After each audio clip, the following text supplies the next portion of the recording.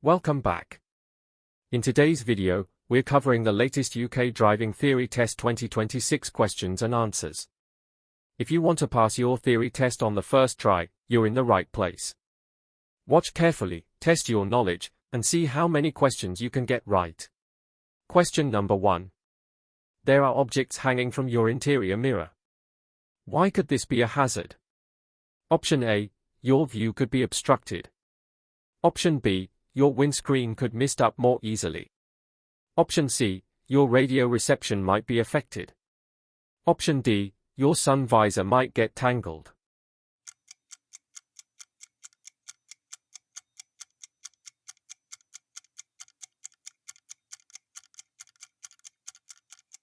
Correct option is A. Ensure that you can see clearly through the windscreen of your vehicle. Stickers or hanging objects could obstruct your view or draw your attention away from the road. Question number 2. You're traveling along this road. How should you pass the cyclist? Option A, change down one gear before you pass. Option B, sound your horn as you pass. Option C, keep close to them as you pass. Option D, leave them plenty of room as you pass.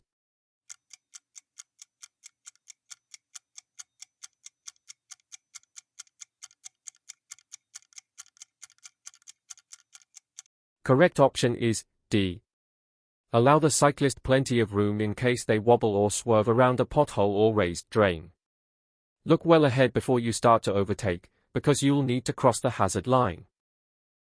Look for entrances where vehicles could be waiting to pull out. Question number 3. What's the minimum time gap you should leave when following a vehicle on a wet road? Option A, 4 seconds. Option B, 3 seconds. Option C, 2 seconds. Option D, 1 second.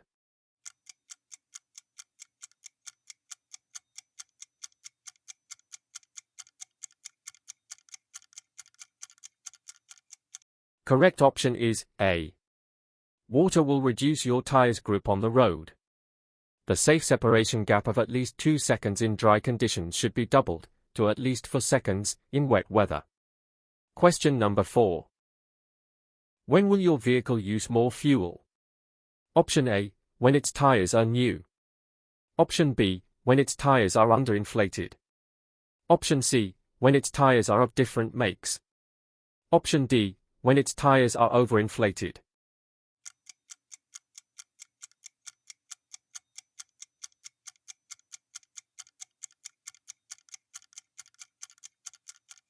Correct option is B.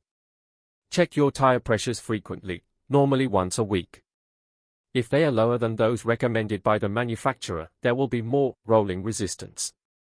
The engine will have to work harder to overcome this, leading to increased fuel consumption. Question number 5. What should you do if your vehicle pulls to one side when you use the brakes? Option A, increase the pressure in your tires. Option B, use your parking brake at the same time.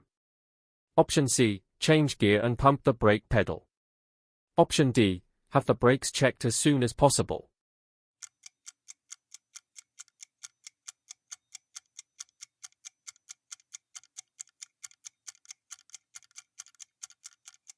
Correct option is D. The brakes on your vehicle must be effective and properly adjusted. If your vehicle pulls to one side when braking, take it to be checked by a qualified mechanic as soon as you can. Question number 6. You're carrying an 11-year-old child on the front seat of your car. They are under 1.35 meters, 4 feet 5 inches, tall. What seat belt security must be in place? Option A, they must use an adult seat belt. Option B, they must be able to fasten their own seat belt. Option C, they must use a suitable child restraint. Option D, they must be able to see clearly out of the front window.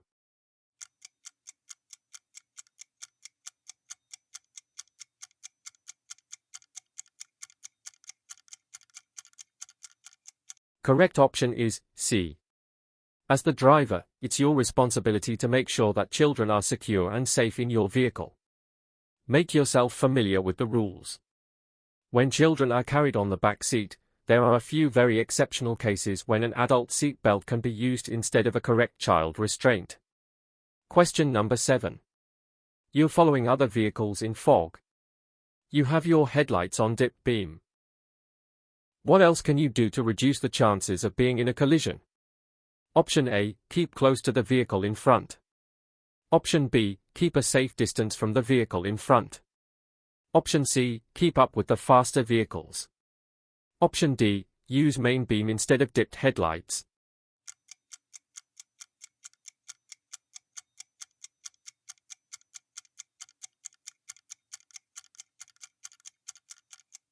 Correct option is B. When it's foggy, use your headlights on dip beam. This will help you see and be seen by other road users. If visibility is seriously reduced, consider using front and rear fog lights if you have them. Keep to a sensible speed and don't follow the vehicle in front too closely. If the road is wet and slippery, you'll need to allow twice the normal stopping distance. Question number 8. In which conditions will your overall stopping distance increase? Option A, in the rain. Option B, in fog. Option C, at night. Option D, in strong winds.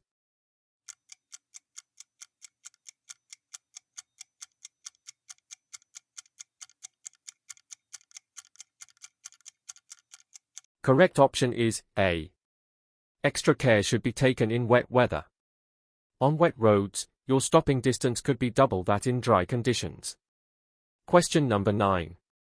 What should you expect if you see this sign ahead? Option A, the road will go steeply downhill.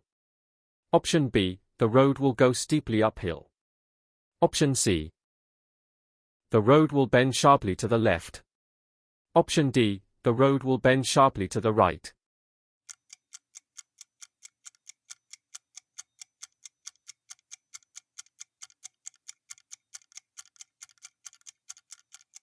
Correct option is C. This sign indicates that the road will bend sharply to the left.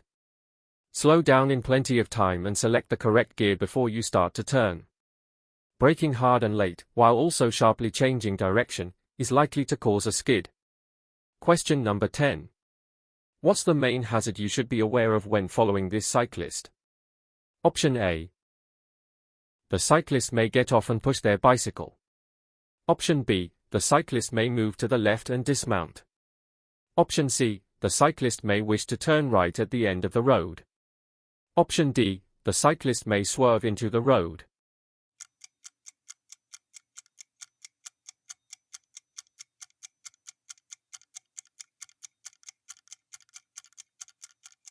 Correct option is D. When following a cyclist, be aware that they have to deal with the hazards around them.